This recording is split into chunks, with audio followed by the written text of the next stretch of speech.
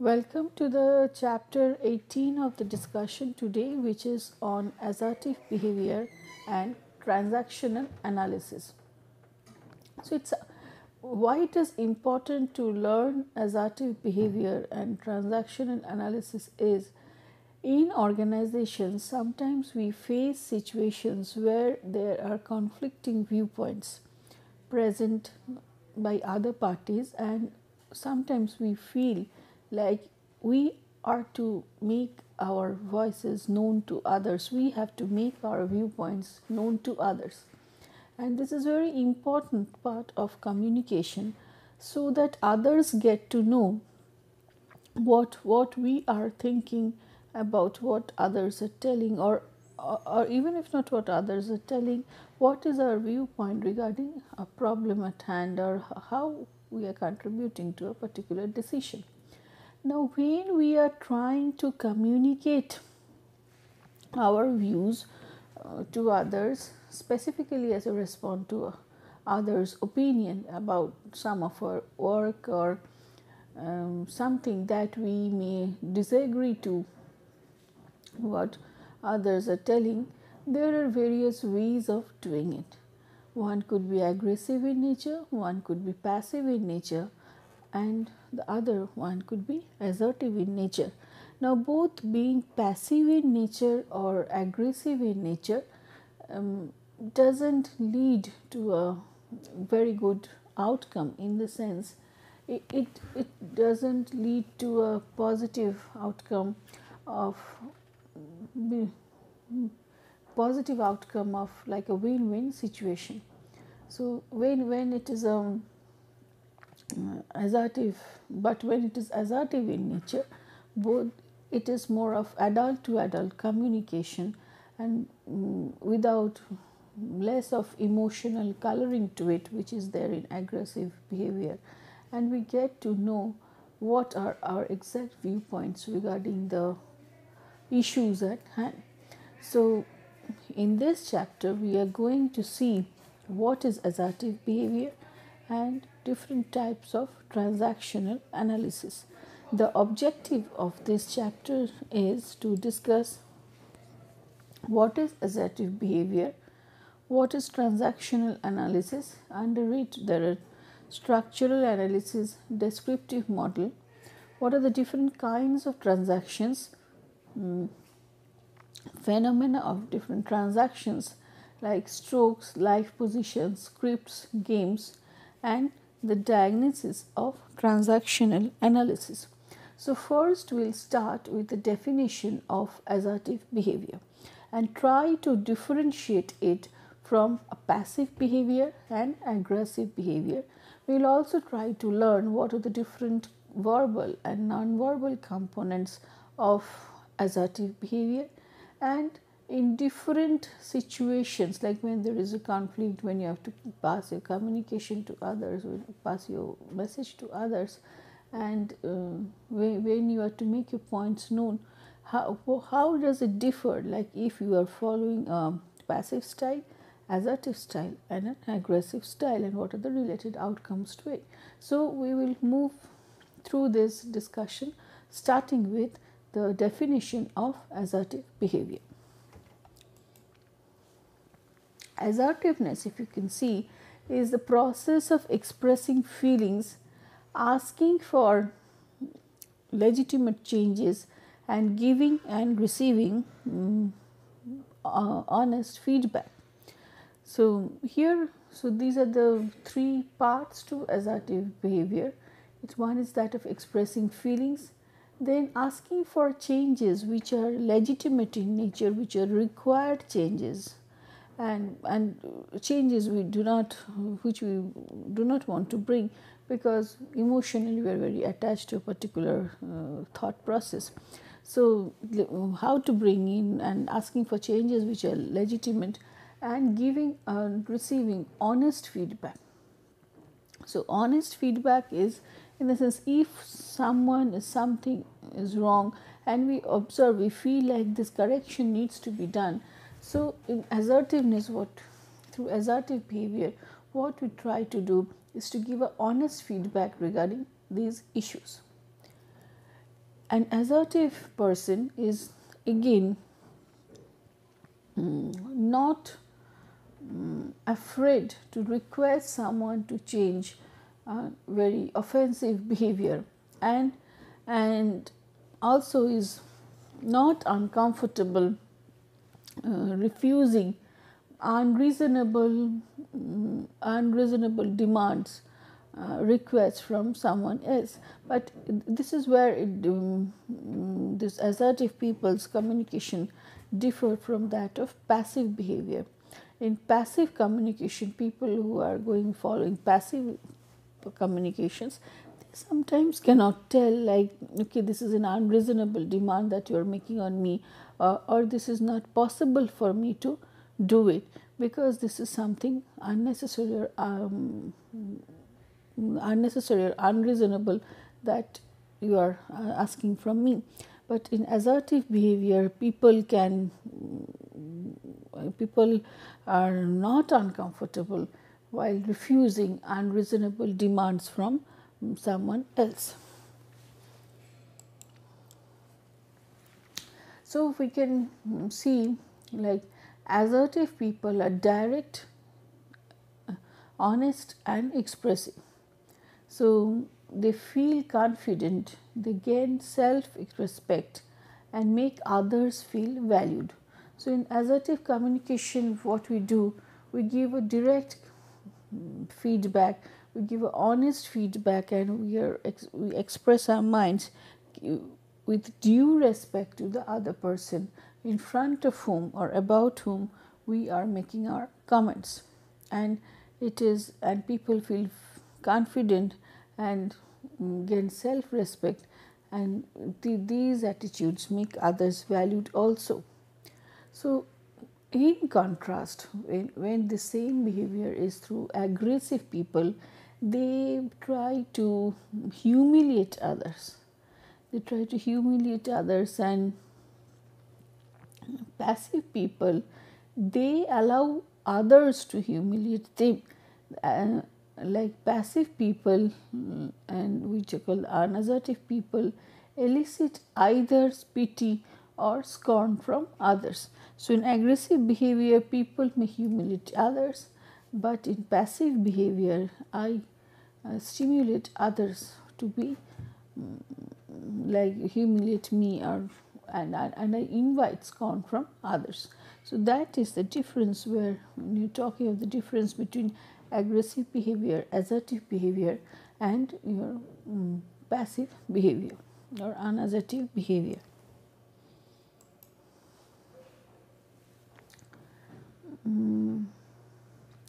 Being assertive in a situation, it involves 5 stages. So when getting confronted with a very intolerable situation, assertive people, what they do is, first they describe the situation in details and describe it objectively. Then after objectively observing a particular situation, they try to express their emotional feelings and reactions to it. They empathize also with others' viewpoint, because my viewpoint is my viewpoint, other person's viewpoint is that person's viewpoint, based on his or her perception, family background, experience, etc., etc. So what happens? In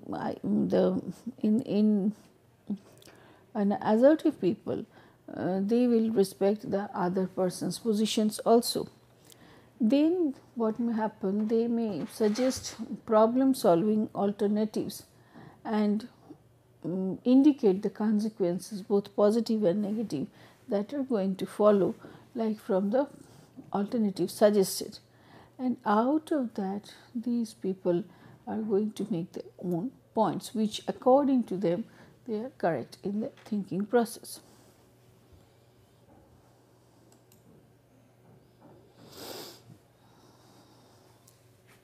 Verbal and non-verbal components of assertive behavior include, first is the eye contact, which is a measure of sincerity and self-confidence, and erect body posture and direct body positioning is the increase. It's the in effect which is affecting the impact of the message. So appropriate gestures may be used. Congruent facial expressions are essential and strong, but modulated voice, tone and volume will be convincing. So whenever we are trying to speak about certain things, like how we modulate our voice, what is the volume with what we speak, all these things will determine whether we are assertive in nature or not. So, and the most important of it may be honest and spontaneous and forceful expression of the honest reaction. So, without just thinking too much of what others may go to think, like if I give them a genuine feedback, that is where it's the most spontaneous and forceful expression of an honest reaction to something.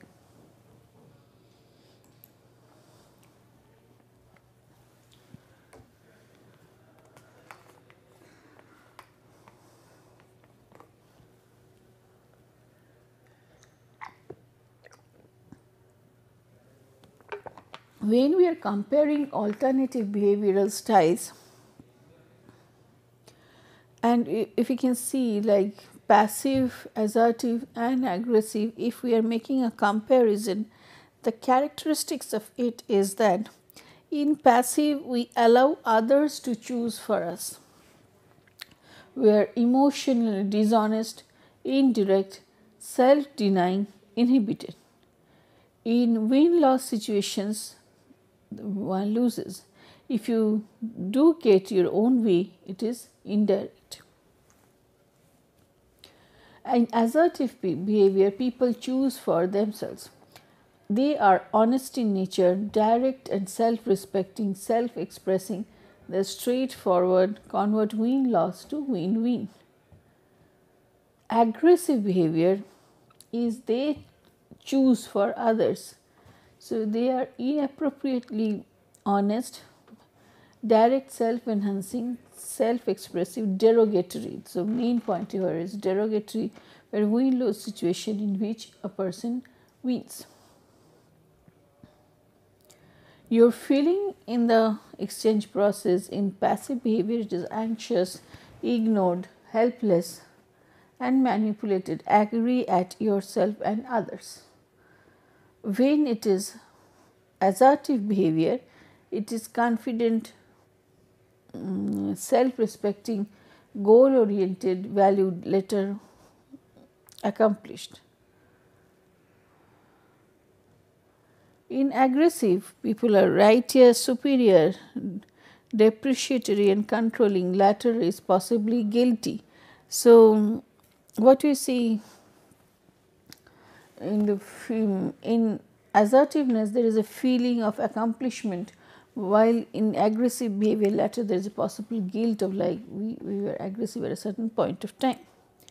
The others' feelings in the exchanges, passive it's guilty or superior, and in assertives it is valued, respected. In aggressive it is humiliated, defensive, resentful and hurt. How others view us in the exchange process. In passive it is lack of respect, distrust, can be considered as a pushover, do not know where you stand. In assertive it is more of respect, trust, know where you stand, and aggressive it is vengeful, angry, distrustful, fearful. Outcome of the whole thing is that others achieve their goals at your expense. So, if you are passive in nature, others will gain their position at your at your expense. and your rights are validated.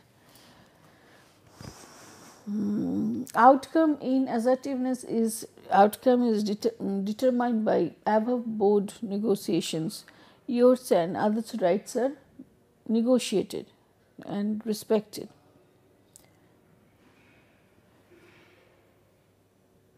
In aggressiveness, you achieve your goal at others' expenses. Your rights are upheld, others are validated. Underlying relief system is the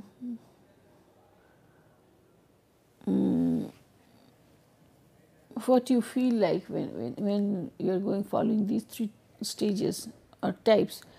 Like, I'll never make anyone uncomfortable or displeased except myself, is what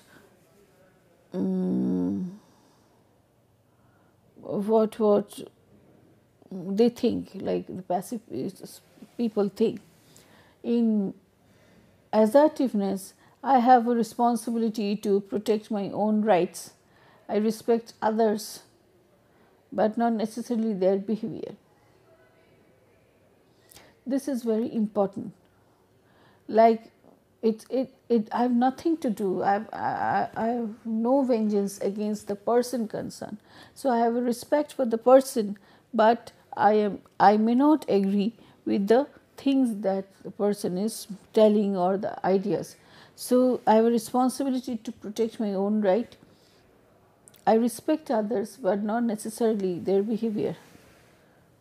And in aggressiveness is I have put others down to protect myself. So in order to nurture my own self-interest, what I have done is I have put others down, make them appear humiliating, make them appear like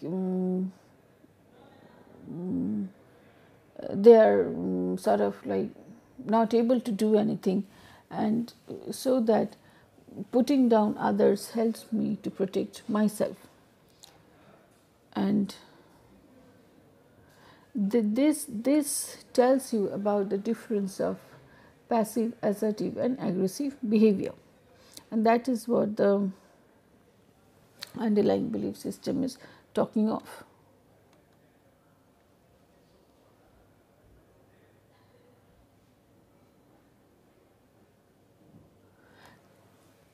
Now their assertiveness is, people can be taught to be assertive, and there are certain skills of developing assertiveness. Now we'll try to focus into some of the systematic assertive skills, and first is that of called broken record, which is nothing but keep on repeating calm repetition of what you want to say, and that is done over and over again. So, and this is where you use the technique of persistence. This teaches you to use persistence without you having to rehearse arguments or angry feelings beforehand. So what happens, like, you do not have to go for some manipulative verbal side traps, etc. But what you do is you make your points known repeatedly, calm repetition of whatever you want to say again and again. That is called a broken record. In fogging, what happens,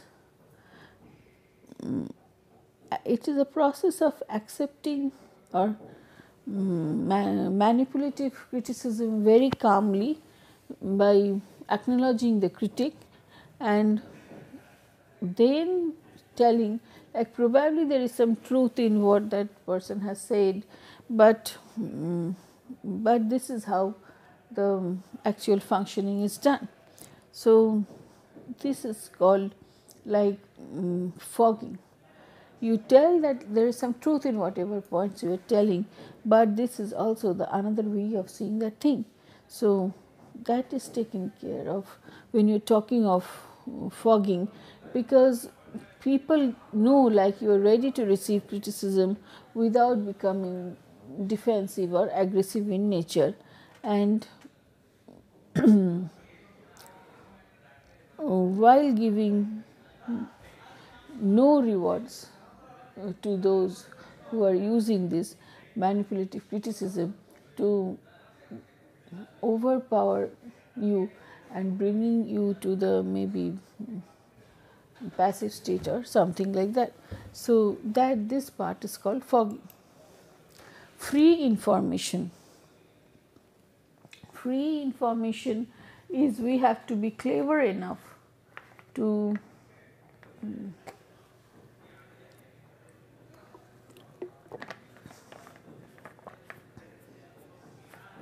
we should be clever enough to receive simple cues given by social partner in everyday conversation about himself or herself and what is important to him or her, and you have to catch this information when and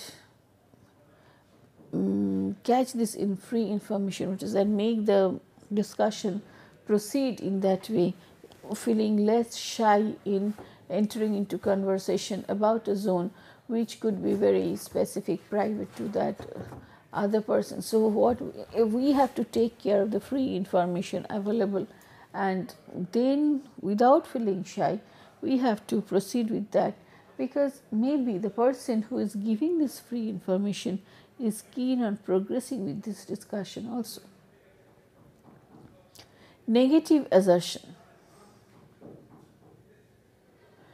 Negative assertion is when you accept your errors and faults, but for that you do not require to apologize, and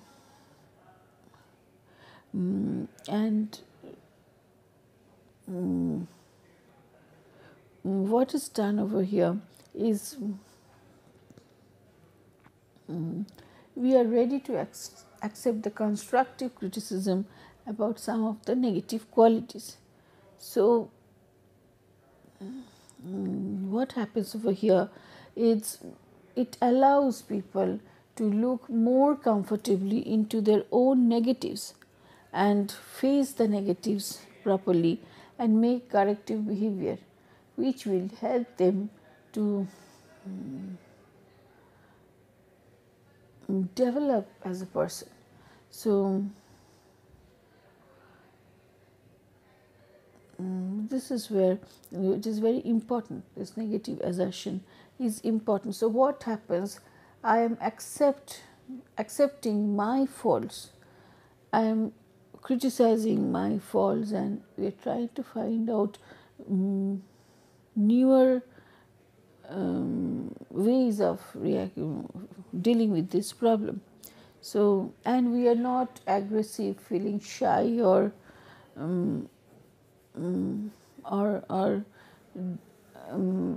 appearing to be anxious, because we have come to know some of our negatives.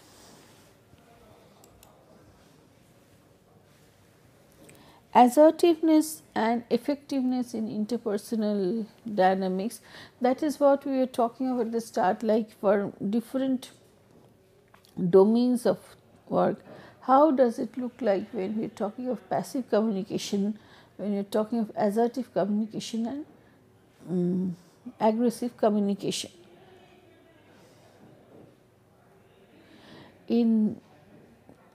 So the left hand side shows the various domains which are under discussion, and the right hand side shows you the different ways in how it's done and what are the possible outcomes.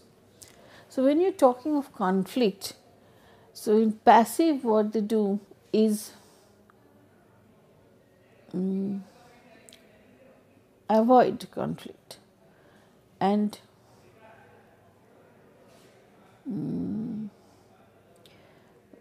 what we try to do is we try to make the issue very trivial. and then may think of, okay, it was not worth responding because the issue at hand was not that much important.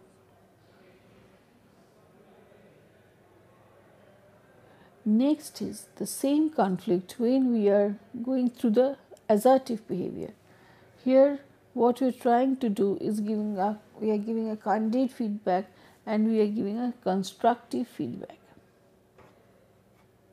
When it is aggressive in nature, the same thing, the same conflict, the behavior becomes belligerent and demanding in nature.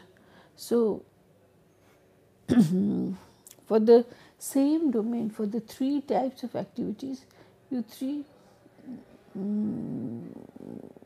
types of activities, the response is different. The ways of looking at the problem is different.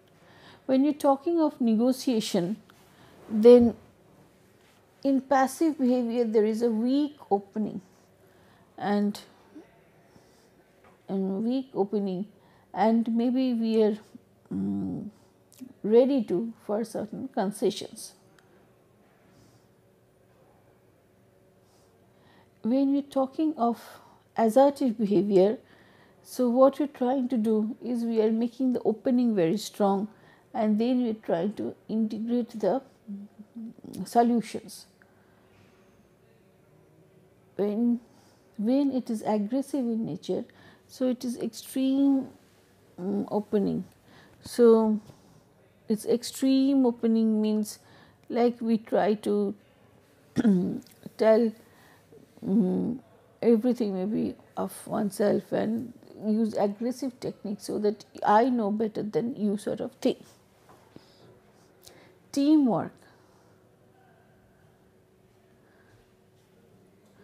In teamwork, the passive people are generally silent without any opinions made and they conform to the team's behavior. In assertiveness, there is egalitarianism, and open-ended and engaged.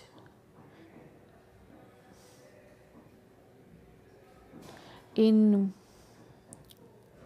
teamwork, then when you're talking of aggressive behavior, it is confrontational in nature and dominance seeking. So I want to get dominance. So you have to learn to listen to my viewpoints. These are the things when you're talking of teamwork.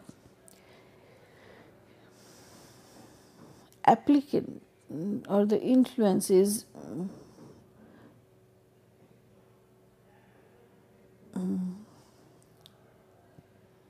it's for the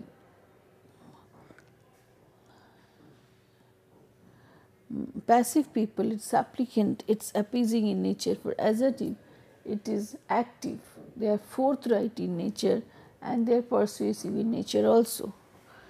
And for aggressive people, it is bullying and cajoling.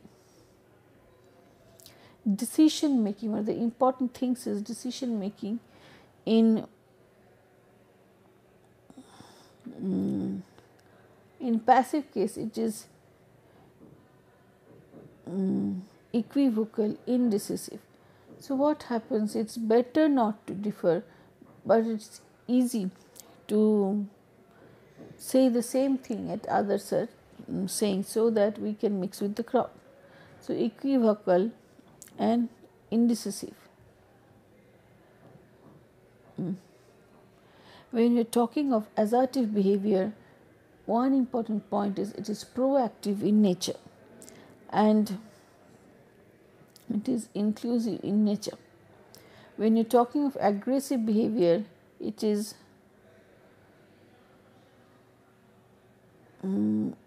unilateral and it serves only oneself. It is self-serving in nature. These are some of the points along with the domains, like when you're talking of conflict, negotiation, teamwork, influence, decision making. These are the domains, and these on the right hand side, these are different styles of responding.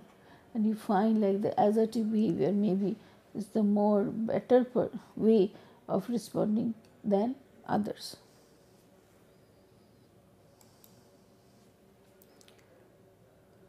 when we are talking of assertive behavior, when you're talking of negative behavior, or even when you're talking of assertiveness, aggressiveness, whatever it is. So this is nothing but one-to-one communication, and this communication occurs in a much better way when one person responds appropriately to the other person. So what we are emphasizing in transactional analysis is social transactions between people when they are trying to respond to each other.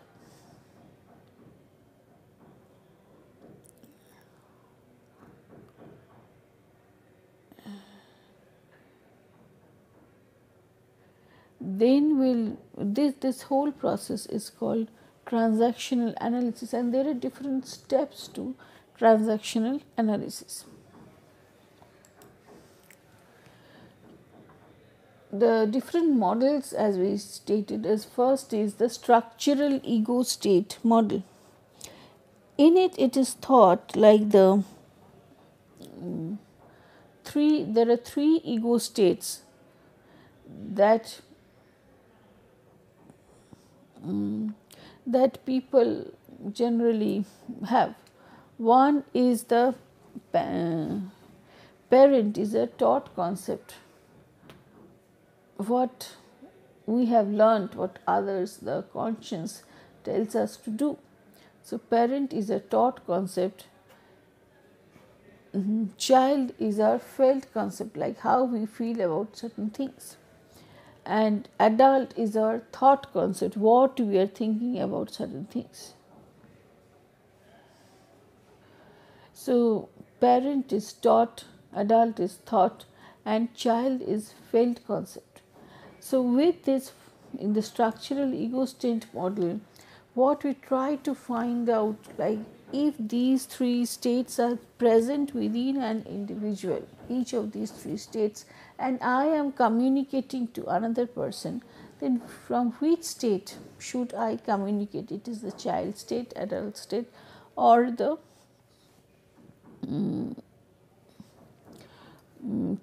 parent state. And if I am not able to map this state with these particular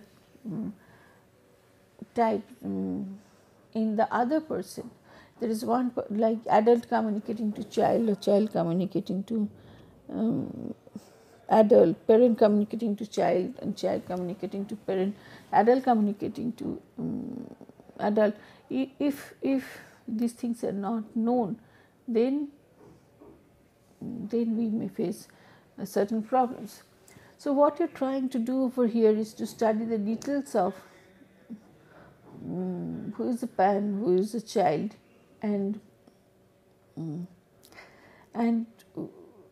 we try to see like the interaction process. And there are certain subdivisions also. In parent, now the parent is divided into two major parts. The nurturing parent, first one is the nurturing parent, and the which is a parent which nurtures, and the parent which spoils. And controlling is again structuring, positive, and critical, which is negative. So parent is divided into four parts now: nurturing and spoiling, structuring and critical.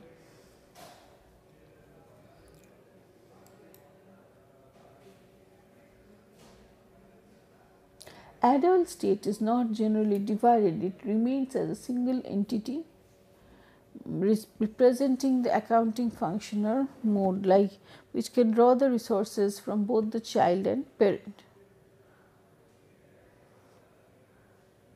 Child is a person who is sort of demanding nature, and without much of reasons for the demand. So, but now child is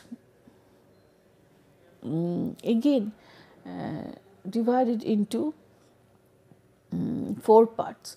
What's adapted child is cooperative and passive and compliant or resistant in nature, and free child is spontaneous and immature. So, and again this response from the child could be from each of these 4 quadrants. So, altogether now what we are having is like from parents we have 4 divisions, adult is only 1 and child is again 4. So, with this framework we again interact with the parent, child and adult combination presenting another person. And there are certain cues through which you can understand from what ego state we are functioning.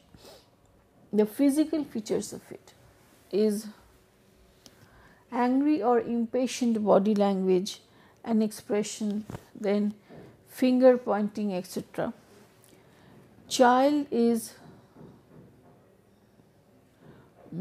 emotionally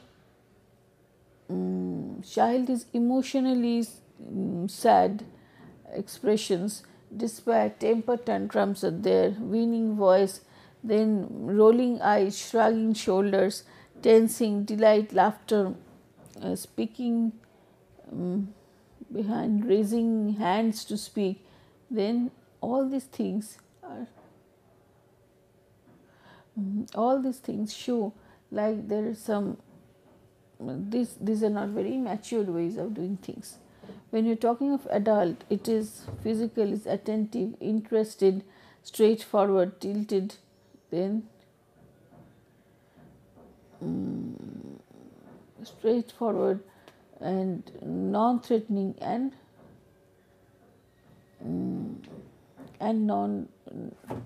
non-threatened. Verbal. In verbal, we use certain words which we can tell, if that is told number of times, we can tell from which ego state that the person is functioning.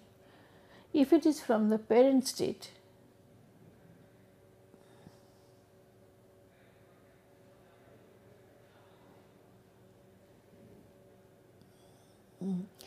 in verbal, parents generally tell you always do these things, never try to get away. I have told it for once and for all. And the words are generally judgmental in nature, critical words, and this is patronizing language. So, like whether you either you hear it or you are gone sort of words. So, always, never, for once and for all these words are there in the parent state. In child state, there are certain words like I wish, I do know, I want, I'm gonna, I don't care. So, I owe not again sort of thing. So, this is the worst day of my life. So, these are more related with emotions and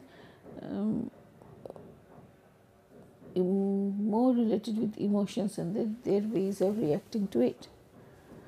When you're speaking of adult, the verbal cues given here are more of like WH questions: why, what, how, who, where and why, when, how much, in what way, queries, that comparative expressions, that queries which help to compare facts, reason statements, true or false.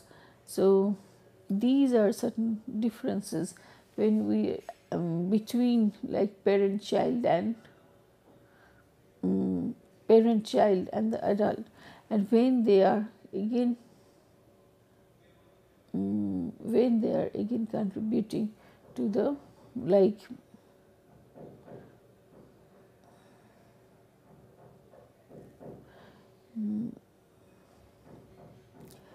so yeah, when they're contributing towards like the communication. So these cues we have to understand, and if we are able to understand these cues present in other person's communication, we can start interacting from the proper state of mind. Like if someone is communicating from a parent state, then maybe responding in the child state will keep the communication going on. So these things, this chart may help us to know exactly what that state is the employee is communicating from.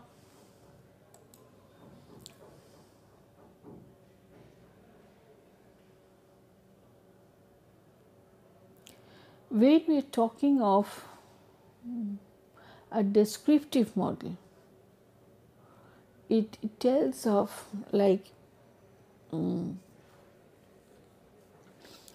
how we function or behave with others, and it is differentiated into modes of behavior like effective modes and ineffective modes.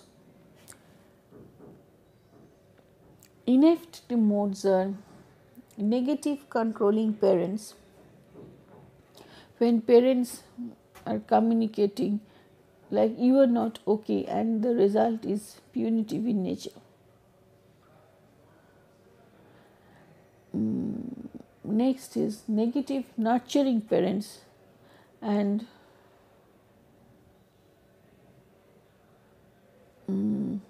communicates again like you are not okay message. When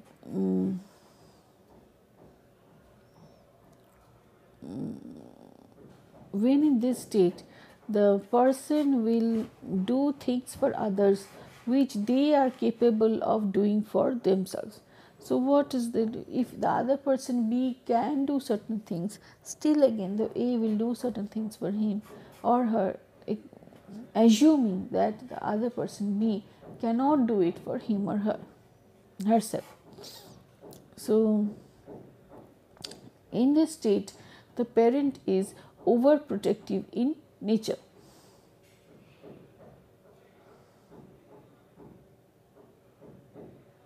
Next is negative adapted child.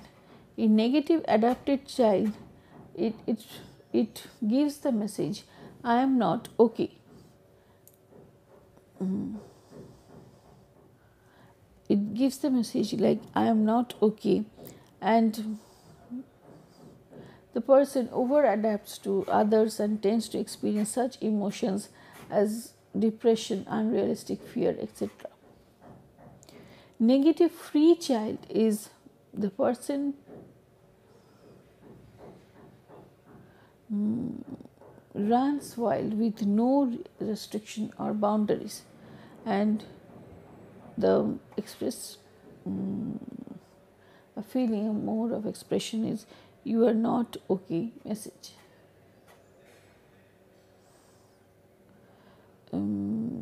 So what happens over here, what I believe in, like, and what I communicate, like if I believe like you are not okay and also I'm not okay messages, these are and how do we know like these people are believing in these messages is from their interactions and how their modes of behavior, like what they're trying to do for themselves or for others, and how they are communicating with each other. Effective modes are the positive nurturing parents communicates the message you are okay. When in this mode, the person is caring and affirming in nature. Positive controlling parent, it communicates the message you are okay. So this is boundary setting mode, offering constructive criticism whilst being caring about the firm. Next comes positive adapted child. Communicates I am okay. So from this message you learn like the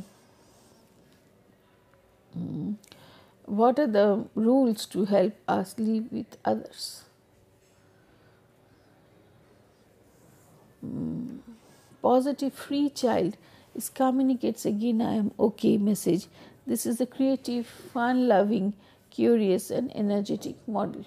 So again in this case like okay messages are communicated like you are okay, I am okay sort of thing, and it is divided into positive nurturing parents, then controlling parents, affirmative like adaptive child, positive adapted child and positive free child. So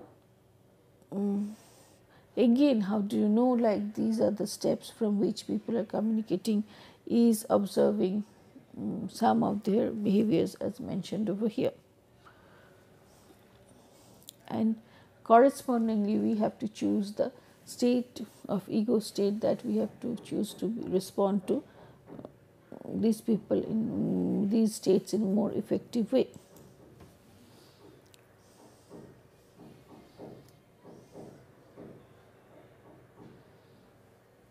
Accounting mode. In accounting mode, we are okay messages are communicated, and and it allows the adult to assess reality in here and now. When accounting mode is the executive position, it is possible to choose which is the other best possible mode to go for, in the effective mode to go for, because adult is there in the situation, so in the central to the situation. This is called the accounting mode. So accounting mode means like we are communicating from an adult state of mind.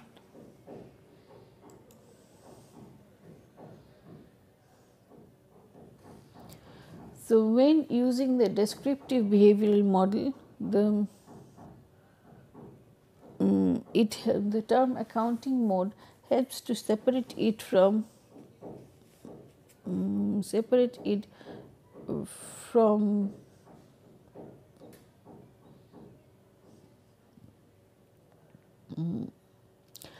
the structural model, where it is referred to as an adult. So more or less similar types of things in what we do in accounting mode is we take account of the present context as well as the situation, and as well as trying to deal with the appropriate mode, and what would it be like when we are trying to communicate. What are the different kinds of transactions, like reciprocal or complementary transactions, cross transactions and covert transactions. And on the left you find the ego states addressed.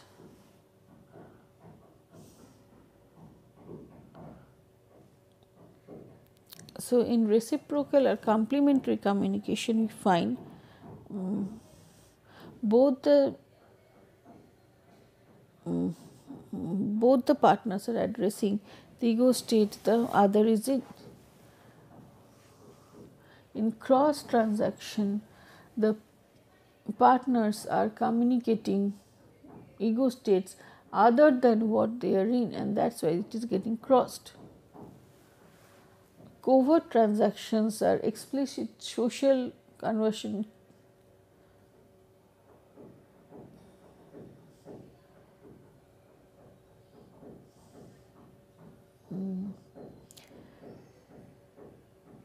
in covert behavior, like there are two types of talks going on.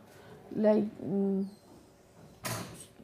on the top people are telling on the like people are telling something, but inherently in the mind are the thought processes going on. These are called implicit psychological transactions. So, and these explicit social transactions and implicit social transactions, they go hand in hand. When we are talking of strokes,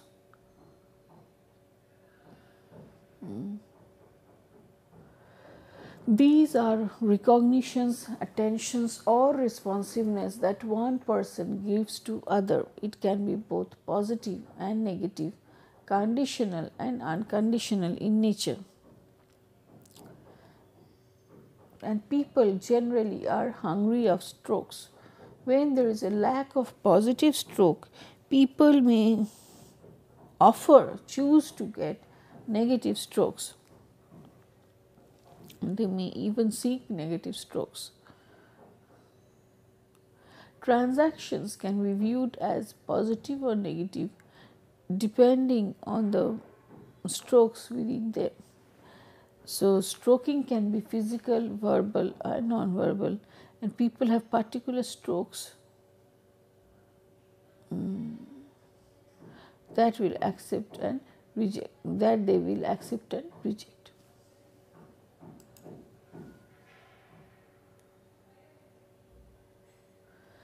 In transactional analysis, there are various points to it, and first is the script.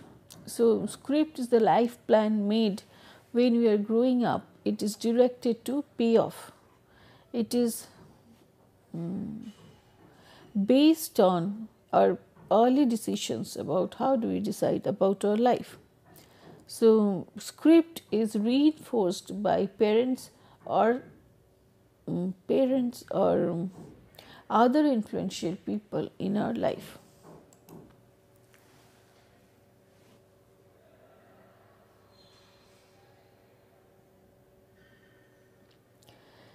Then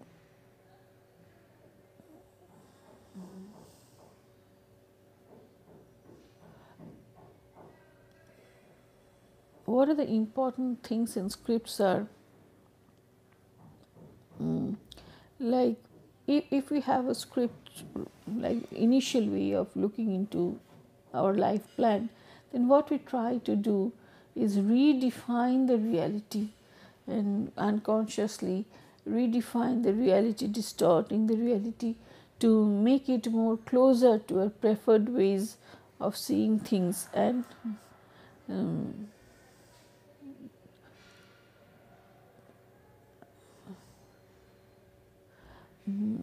and discounting and discounting some of the important things which are there. We discount, give less worth to certain, maybe some contradictory facts, and what is told to do is scripts may fall into 2-3 categories like tragic, heroic, or banal variety. So, based on these things, like working styles developed are be perfect, be strong, try hard, please others, and hurry up. So it is an important recognition given in ourselves and others that we can work then that we can then work to the best rather than by driven by certain things. So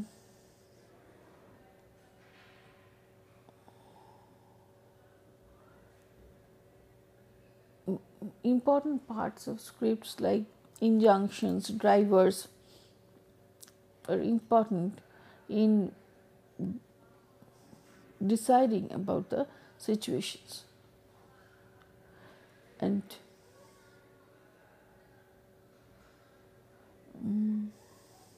next we'll see like other parts of transactions, which is time structuring, which is we structure time in various ways like rituals, pastime, activities, games, intimacy, and we have to obtain a balance between withdrawal, and we have to have a balance between these activities so that we have sufficient time to play and intimacy. And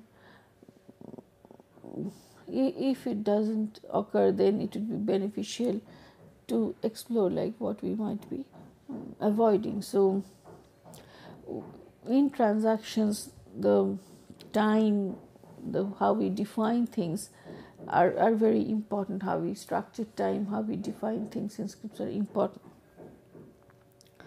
So in games there is a series of behavior transactions that is complementary, ulterior in nature, and proceed towards some predictable outcome.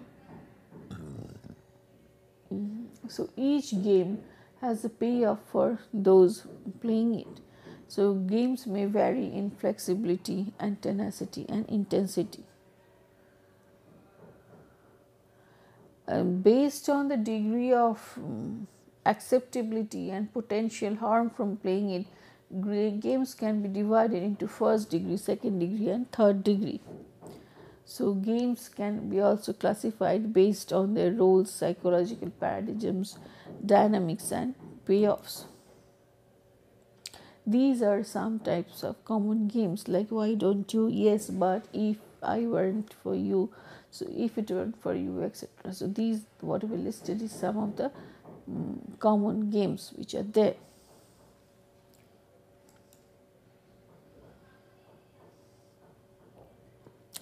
In every game there may be people play there are people who generally play three different roles of persecutor, victim, and rescuer. There can also be sudden switches in role when the victim becomes the rescuer or the rescuer becomes the persecutor.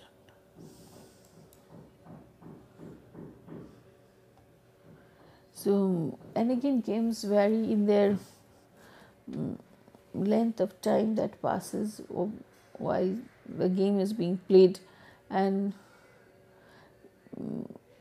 games people generally play to structure their time, to acquire strokes, to maintain the substitute feeling and the system of thinking, belief, and action that is going on. So, to confirm parental injunctions and further the life script. So, again, to prove one's life position. So, there could be various reasons why people play games.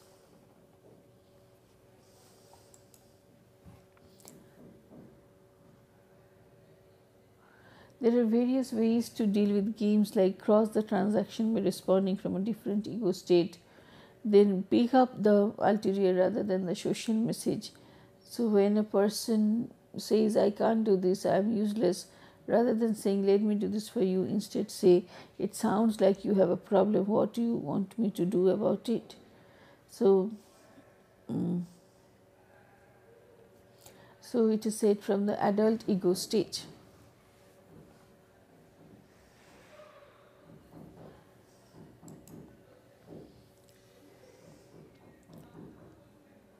So the opening message of the game is always entails a discount. We have to detect discounts and identify game invitations and diffuse them with the options. So discount is when we diffuse some aspect of the problem, ignore some aspect of the problem which will assist us in resolving it. So if someone is telling like it's very difficult for me to do certain things, so what we do is we try to help that person. So we are to understand the discount given at each of the stages, and we have to act accordingly. like what is this discount about and what it is telling to do.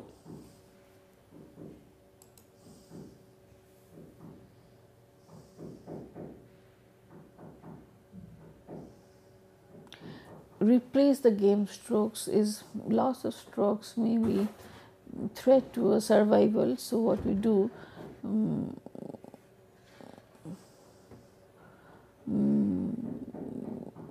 if we cannot give sufficient positive strokes, or then what we'll go for, we'll go for strokes. If we don't have sufficient number of positive strokes or give ourselves positive strokes, we'll go for quantity rather than quality of strokes and play games to get them. So this loss of strokes is also a loss of excitement that the game has generated. So what is required is to replace the game strokes.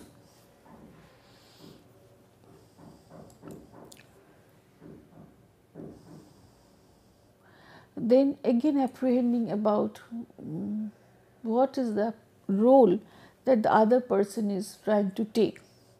Like by getting cues from answering what happens again and again, when did it start, what is going to happen next, then what happens, so how what is the possibility of ending, so how do we feel after it ends, all this will suggest like what is the person, the game role the other person is going to take.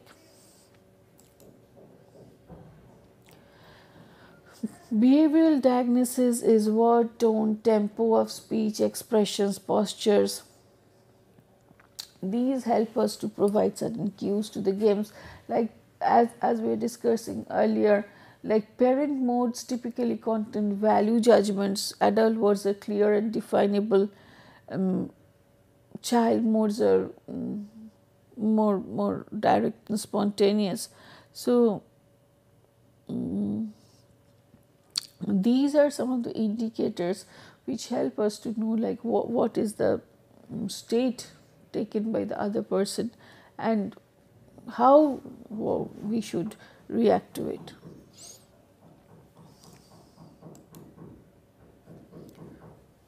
So social diagnosis is observing the kind of transaction the other person is having with others. So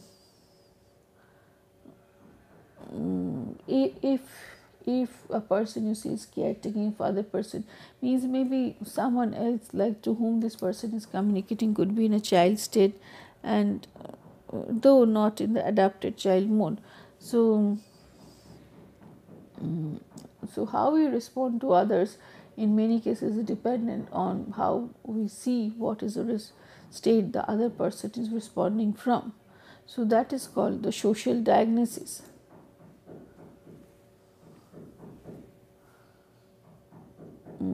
Past history also helps to determine the ways of responding. Like if we had feelings similar to those what we are expressing now, then as a child, then maybe we'll respond from a child state. Or if our mother talked in similar ways as a parent, now we try to behave in similar ways. So these are historical diagnoses. Phenomenological diagnosis, when we re-experience the past in the same way rather than just remembering about it, then this diagnosis is taken by self-examination. So if there is something accurate or inaccurate, the as the child ego state may not want the adult to know what is going on. We have certain questions following this chapter, which is regarding what is assertiveness, role of assertive behavior for developing employee and organizational effectiveness, transactional analysis, describe and compare, structural and descriptive model, what are the different kinds of transaction, discuss the different phenomena behind transaction strokes, life position, scripts and games. But before concluding, we must say, like, these behaviors, assertive behavior, or when we're speaking of transactional analysis, these are to be practiced rather than being taught. And like it requires more of like a practical orientations, practical teaching, practical observations, seeing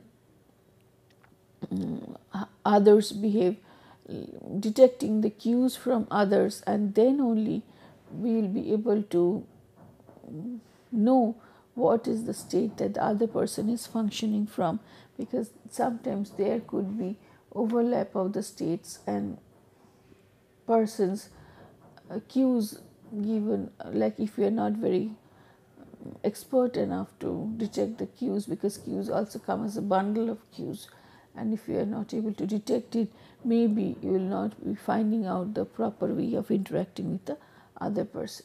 Thank you.